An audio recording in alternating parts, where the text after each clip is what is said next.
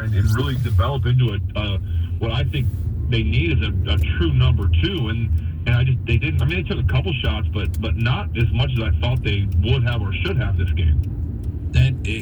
I think everybody is wondering what's going on with that. It is kind of remarkable that you didn't see more of what you just described. That being said, you talked about the offensive line being, solid and unheralded. Russ is getting his flowers this year. People are paying attention to his performance to this point. Deservedly so. Yeah, I was going to just ask you what you expected versus what he's delivered.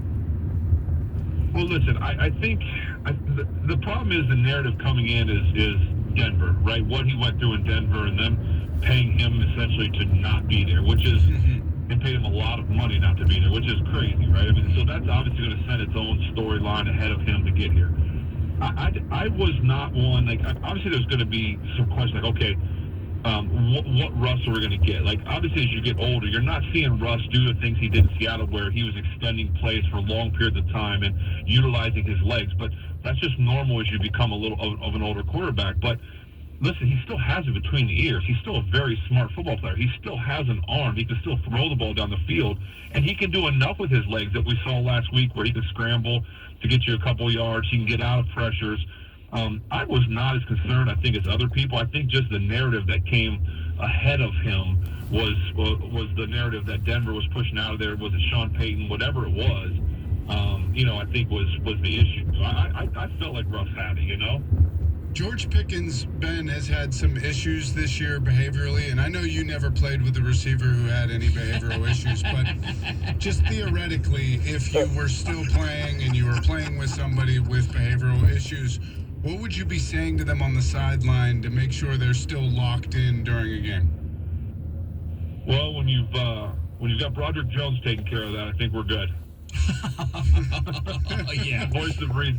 But obviously those two know each other, and he's grabbed him. I thought when Coach T came out, was it last week or before? After the game, I think last week, right? When he kind of said like it's unacceptable or he needs to grow. I forget what his exact words were. I thought that was a good step for Coach T. I thought you needed to have that. You need to have the coach step up and say that because it's like we gotta nip that in the bud now.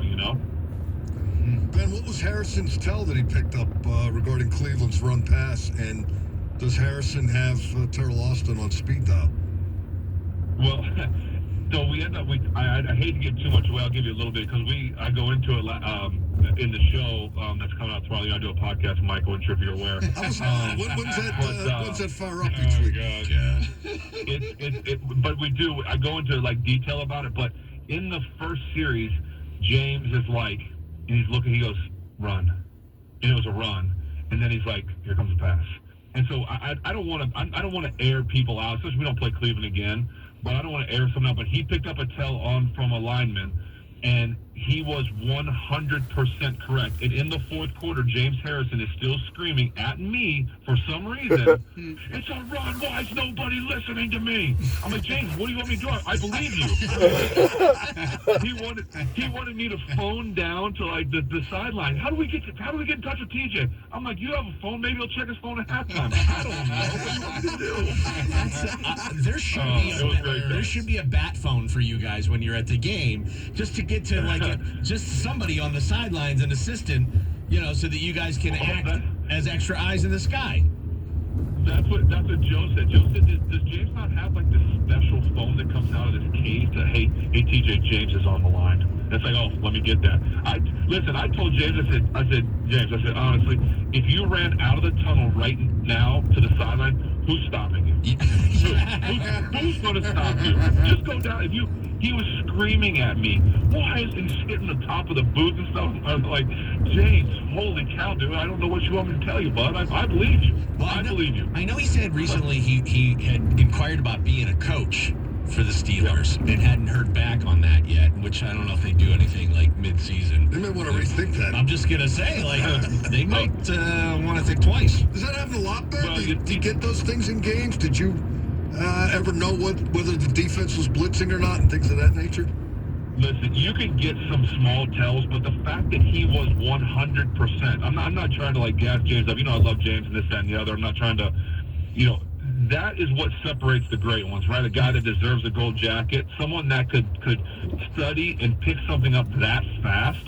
He was, again, yes, to answer your question, yes, you can pick up on little tells where a guy, for me, a DB, when he would like not make eye contact with you or safety, it usually was like he's blitzing.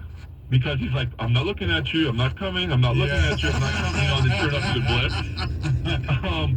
And usually when they're staring at you, it means they're not coming. But I did have a Bengal player one time flip me off during the game because I told him to back up because I knew he was not blitzing. He's acting like he was, and he flipped me off. He got mad.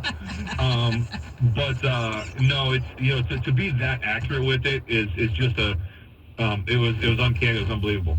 Football and Podcast is out tomorrow. Special guest Joe Manganiello, and check it out. And Ben will go into more detail about all of that stuff. And congrats on the podcast.